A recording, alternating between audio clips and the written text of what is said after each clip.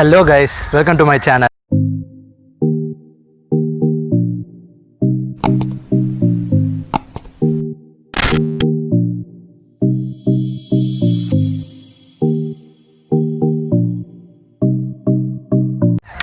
இன்றைக்கி நம்ம என்ன பார்க்க போகிறோம்னா ராயல் என்ஃபீல்ட் இன்டர்செப்டர் 650யோட ஃபுல் டீட்டெயில் ஓனர்ஷிப் ரிவ்யூ தான் பார்க்க போகிறோம். இந்த ரிவ்யூ வந்து நீங்கள் ஓனர்ஷிப் ரிவ்யூவாகவும் எடுத்துக்கலாம், இல்லாட்டி ஃபுல் டீட்டெயில் ரிவ்யூவாகவும் எடுத்துக்கலாம். ஏன்னா வந்து இந்த வண்டியை பற்றி பார்ட்டாக எல்லாமே உங்கள்கிட்ட டீட்டெயில்டாக சொல்ல போகிறேன். இந்த வண்டியோட ப்ரோஸ் கான்ஸ், வாங்கலாமா வேண்டாமா எல்லாமே தான் சொல்ல போகிறேன். ஸோ கைஸ், இப்போ வந்து ஃபஸ்ட்டு bs4க்கும் bs6க்கும் உள்ள டிஃப்ரென்ஸ் பார்ப்போம். ஃபஸ்ட்டு நம்ம வந்து இன்ஜின் ஆண்ட இருக்க டிஃப்ரென்ஸ் பார்ப்போம். இப்போது ஒரே டிஃப்ரென்ஸ் தான் இருக்குது bs4க்கும் bs6க்கும். இன்ஜினில் இந்த சைடில் வந்து bs6ன்னு பிரிண்ட்டாக இருக்கும். அப்புறம் இங்கே வந்து ஒரே ஒரு சின்ன குட்டியோண்டு கேட்டலிட்டிக் கன்வெர்ட்டர் கொஞ்சம் எக்ஸ்ட்ராவாக கொஞ்சம் பெருசாக கொடுத்துருப்பாங்க bs4 விட. இதுதான் வந்து ஒரே டிஃப்ரென்ஸ். மற்றபடி bs4க்கும் bs6க்கும் அவ்வளோ ரொம்ப பெரிய டிஃப்ரென்ஸ் ஒன்றுமே இல்லை, காஸ்மெட்டிக் டிஃப்ரென்ஸும் ஒன்றும் இல்லை.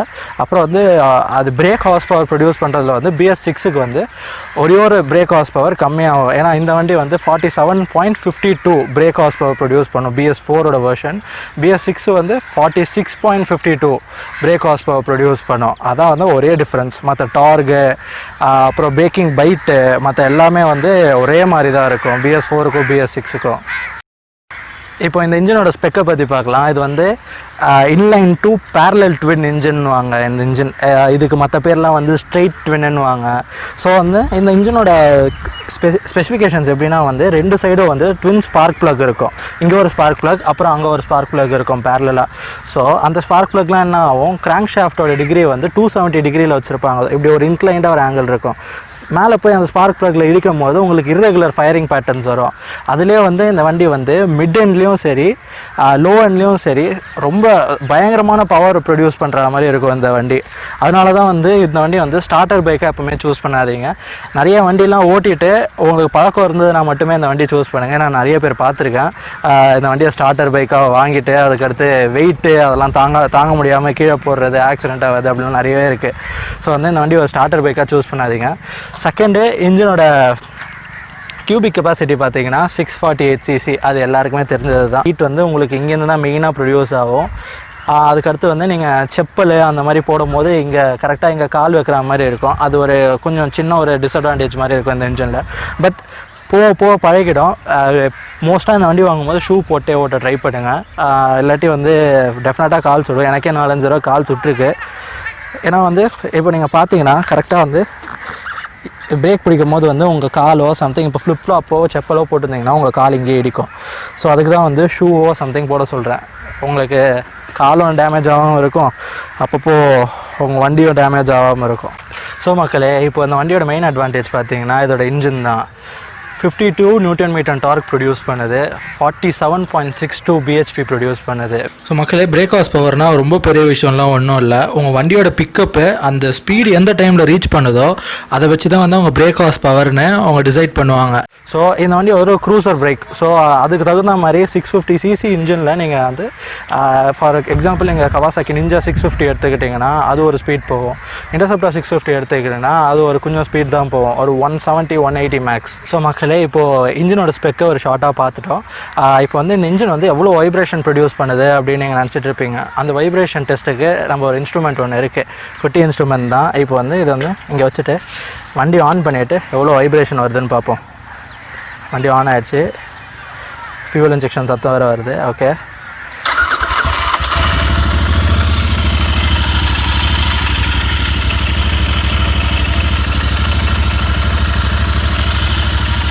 மினிமலாக வந்து உங்களுக்கு வண்டி வந்து ஓடுது அப்படி ஆனில் இருக்குது அப்படின்னு மட்டுமே வைப்ரேஷன்ஸ் வருமே தவிர உங்களுக்கு வந்து ஒரு போஸ்ட் 140 அப்படி தான் வந்து உங்களுக்கு வைப்ரேஷன் வரும்.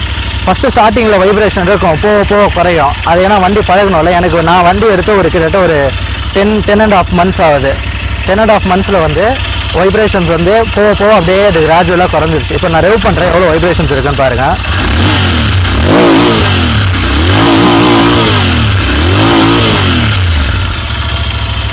இவ்வளோ தான் வைப்ரேஷன்ஸ் இருக்குது இந்த வண்டியில். ஸோ மற்றபடி தண்டர்பர்டில் பார்த்தீங்கன்னா வந்து உங்களுக்கு இந்த இன்ஸ்ட்ருமெண்ட் கிளஸ்டரே அப்படியே எப்படி டகடன்னு ஆடிக்கிட்டே இருக்கும். ஸோ அது அந்த ப்ராப்ளம்லாம் இதில் இல்லவே இல்லை. ஸோ மக்களே இப்போ நம்ம வந்து வைப்ரேஷன் டெஸ்ட் பார்த்துட்டோம். வைப்ரேஷன் டெஸ்ட் பார்த்ததுக்கப்புறம் இப்போ நம்ம வந்து இன்ஸ்ட்ருமெண்ட் கிளஸ்டருக்கு வரலாம். ஏன்னா வந்து தண்டர்பர்டில் வந்து இன்ஸ்ட்ருமெண்ட் கிளஸ்டர் வந்து வைப்ரேட் ஆகிட்டே இருக்கும். ஸோ வந்து இந்த இன்டர்செப்டரில் வந்து இன்ஸ்ட்ருமெண்ட் கிளஸ்டர் வைப்ரேட்லாம் ஆகாது, நம்பி எடுக்கலாம். இன்ஸ்ட்ருமெண்ட் கிளஸ்டரில் என்னென்ன கொடுத்துருக்காங்கன்னு பார்த்தீங்கன்னா, உங்களுக்கு லெஃப்ட் ஹேண்ட் சைடில் வந்து ஸ்பீடோமீட்டர் வரும், ரைட் ஹேண்ட் சைடில் வந்து ஆர்பிஎம் மீட்டர் வரும். லெஃப்ட் ஹேண்ட் சைட் ஸ்பீடோமீட்டரில் வந்து உங்களுக்கு ட்ரிப் ஏ, ட்ரிப் பி, அப்புறம் ஓடோமீட்டர், அதுக்கடுத்து வந்து ஃபியூல் இண்டிகேஷன், அது மட்டும் தான் கொடுத்துருப்பாங்க.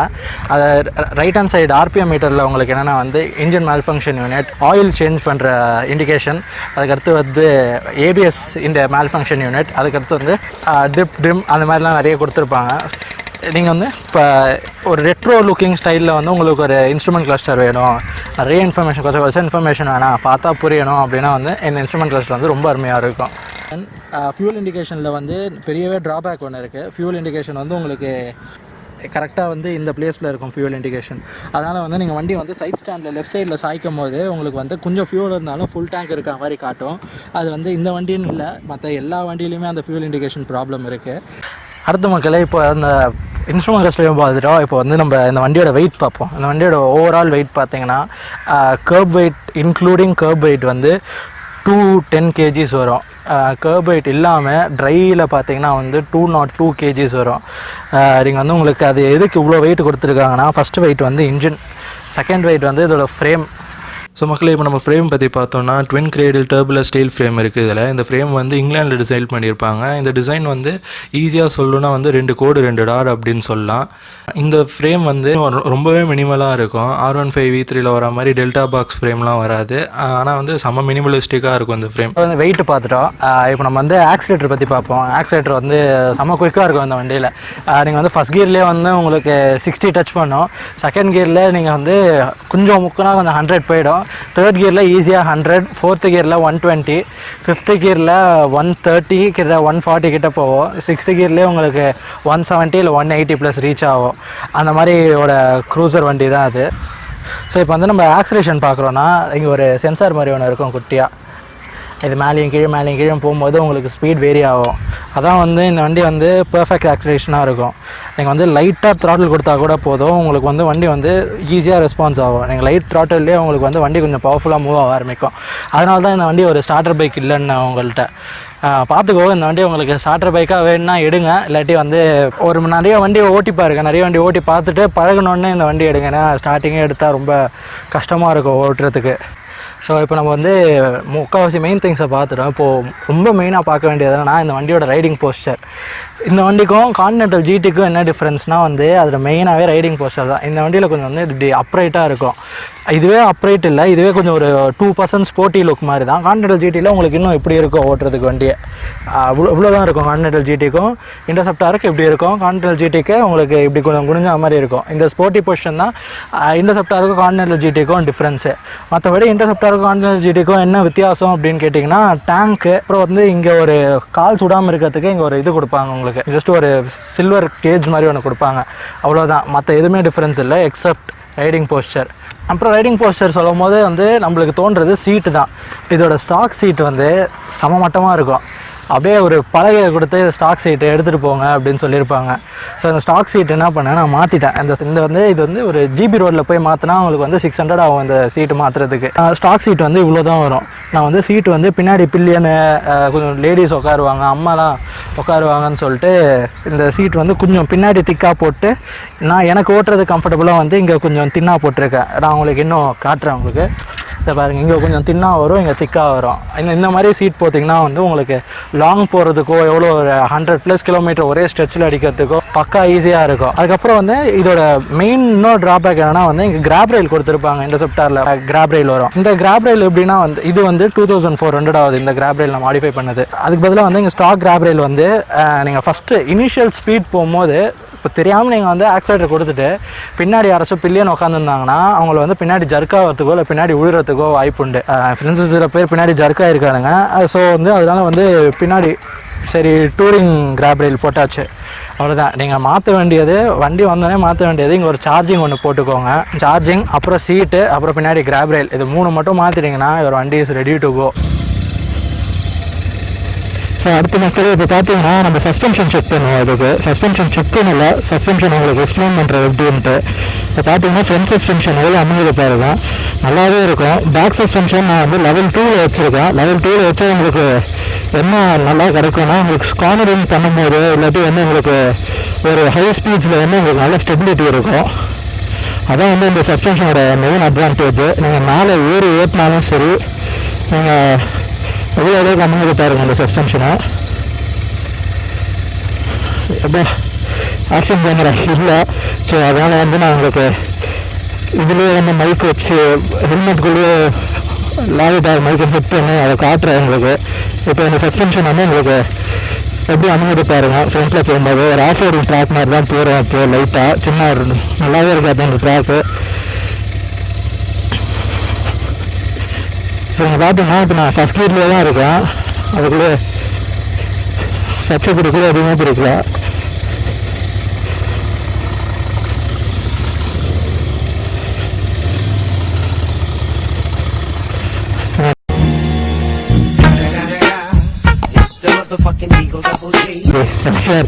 வராரு. இதான் இதோட சஸ்பென்ஷனோட மெயின் அட்வான்டேஜ். நல்லா இருக்கும். நீங்கள் ஏன்னா ராயல் என்ஃபீல்ட்னாவே சஸ்பென்ஷன் எப்போவுமே சூப்பராக இருக்கும். ஹைவேஸில் க்ரூஸ் பண்ணும்போது எதாக இருந்தாலும் ராயல் என்ஃபீல்டு இது இப்போ வரைக்கும் பக்காவான வேலை பண்ணியிருக்காங்க. ஸோ மக்களே, இப்போ நம்ம ஃப்ரண்ட் சஸ்பென்ஷன் பற்றி பார்த்துட்டோம். பேக் சஸ்பென்ஷன் பார்த்தீங்கன்னா gas charge with piggyback reservoirs கொடுத்துருப்பாங்க. ரிசர்வயர் எதுக்குன்னா வந்து 5 ஸ்டேஜ் அட்ஜஸ்ட்மெண்ட்டுக்கு. அந்த 5 ஸ்டேஜ் அட்ஜஸ்ட்மெண்ட்டில் என்ன பண்ணணும்னா வந்து ஃபஸ்ட்டு ஸ்டேஜில் வந்து உங்களுக்கு சஸ்பென்ஷன் கொஞ்சம் சாஃப்ட்டாக இருக்கும். செகண்ட் ஸ்டேஜில் ஸ்டிஃபாக இருக்கும். கார்னரிங் அந்த மாதிரி பண்ணும்போது நீங்கள் செகண்ட் ஸ்டேஜில் வச்சிங்கன்னா வந்து உங்களுக்கு பக்காவாக இருக்கும் கார்னரிங் பண்ணுறதுக்கு. தேர்ட் ஸ்டேஜ் வந்து உங்களுக்கு இந்த வண்டியை ட்ராக்கில் ஓட்ட முடியாது. ஆனால் third stage, fourth stage, fifth ஸ்டேஜ்லாம் கொஞ்சம் செம்ம ஸ்டிஃப் கார்னரிங்க்கு. உங்களுக்கு எவ்வளோ அளவுக்கு ஸ்டிஃபாக இருக்கோ ஹை ஸ்பீட்ஸில் போகும்போது உங்களுக்கு செம்ம ஸ்டேபிளாக இருக்கும். அதான் வந்து இதுக்கு பேக் சஸ்பென்ஷன் சூப்பராக இருக்கும். ஸோ நான் ஒரு இப்போ ஸ்பீடு வந்து ஒரு 5 அளவுக்கு மெயின்டைன் பண்ணிகிட்ருக்கேன். ஸோ நீங்கள் பாருங்கள், ஸ்லிப்பர் கிளச்சோட வேலை வந்து ரொம்ப சூப்பராக இருக்கும். அதில் இதான் அந்த வண்டியோட செம்ம பெரிய ப்ளஸ் பாயிண்ட்டு. எவ்வளோ கீர் மாற்றுறான். இப்போ நான் கீரே மாற்றுறேன். இப்போ எவ்வளோ செகண்ட் கீரில் இருக்கேன். அது இப்போ தேர்ட், ஃபோர்த், ஃபிஃப்த்து, இப்போ 6th, கரெக்டாக இப்போ 6th கீரில் இருக்கேன். வண்டியோட ஸ்பீட் பாருங்கள் எவ்வளோ போகிறேன்ட்டு. 5ல் மெயின்டைன் பண்ணுறேன். வண்டி ஆனால் ஆடவே இல்லை. இப்போ நான் கரெக்டாக 6th கீரில் தான் இருக்குது. இதுக்கு மேலே கீர் போகவே இல்லை. நீங்கள் பார்த்தீங்கன்னா இவ்வளோ ஸ்பீட்லேயே நான் 6th கீரில் மெயின்டைன் பண்ணுறது ஒரு இப்போ தான் வண்டி ஆஃப் ஆச்சு. இதுதான் வண்டியோட மெயின் அட்வான்டேஜ். 6th கீர்லேயும் நீங்கள் வந்து ஒரு 10 இல்லாட்டி ஒரு 20ல் கூட அழகாக க்ரூஸ் பண்ணலாம். அதாவது ஸ்லிப்பர் கிளச்சோட மெயின் அட்வான்டேஜ். இந்த வண்டின்னு பார்த்தீங்கன்னா உங்களுக்கு சூப்பராக இருக்கும். ஸ்லிப்பர் கிளச்சு ஓனர்ஷிப் எக்ஸ்பீரியன்ஸில் சொல்கிறேன். இந்த வண்டி வந்து நீங்கள் நம்பி எடுக்கலாம். ஒரு 3 lakh ஒரு பட்ஜெட்டு. இந்த வண்டியோட ப்ரைஸ் பாயிண்ட் வந்து உங்களுக்கு 2,90,000 வரும். எக்ஸ்ஷோரூம் ப்ரைஸு வந்துட்டு 2,60,000 வரும். 69,000 சம்திங். அதுக்கடுத்து வந்து அந்த எக்ஸ்ஷோரூம் ப்ரைஸோட சேர்த்து உங்களுக்கு எப்படி இருந்தாலும் இன்சூரன்ஸு அதெல்லாம் போட்டு உங்களுக்கு ஒரு 3 lakh ஆகிடும். அந்த 3 lakh ஆகினதில் வந்து உங்களுக்கு ஒரு பட்ஜெட் இருந்ததுன்னா நீங்கள் நல்லாவே இந்த வண்டி எடுக்கலாம். ரொம்ப அருமையாக இருக்கும். இப்போ நான் ஸ்பீட் பிரேக்கில் ஏற்றி இறங்குறேன். இதுதான் சஸ்பென்ஷனோட இது. நல்லாவே இருக்கும். கார்னரிங் ஸ்டெபிலிட்டியும் சூப்பராக இருக்கும். பிள்ளைங்க மாதிரி ஓட்டி பார்ப்போம்.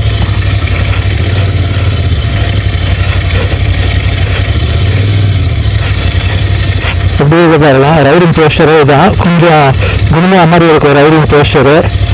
ஸோ அது வந்து ஹைவேஸில் போகும்போது உங்களுக்கு முது வலிக்கும்னா நீங்கள் ஹேண்டில் பேர் ரைசர்ஸ் போட்டுக்கலாம். ஹேண்டில் பேர் ரைசர்ஸ் கரெக்டாக இங்கே வரும் உங்களுக்கு.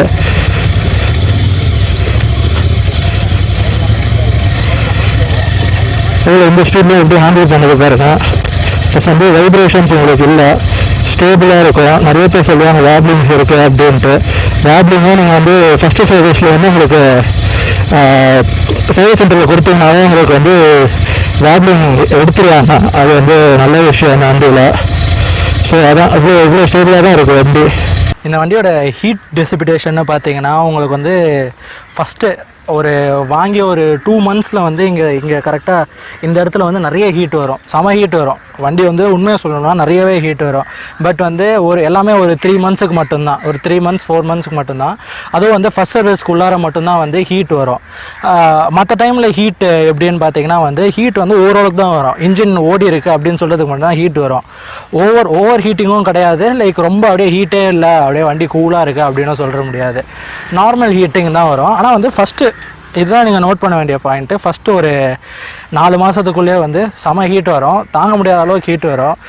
நிறைய பேருக்கு தெரியும் அண்ணா யூனிவர்சிட்டி நண்டு எவ்வளோ டிராஃபிக் இருக்குன்ட்டு. ஒரு தான் அண்ணா யூனிவர்சிட்டி டிராஃபிக் மாற்றும் போது அந்த ஹீட் வந்து அப்படியே ஒரு மாதிரி அனல்லாம் ஒரு மாதிரி கக்க ஆரம்பிச்சிடுச்சு. ஐயோ, அதுக்கப்புறம் தாங்கவே முடியல. ஸோ மக்களே இப்போ பார்த்தோன்னா வந்து நம்ம சஸ்பென்ஷன் பற்றி பேசுகிறோம், வண்டி ஸ்டெபிலிட்டி பற்றி பேசுகிறோம்.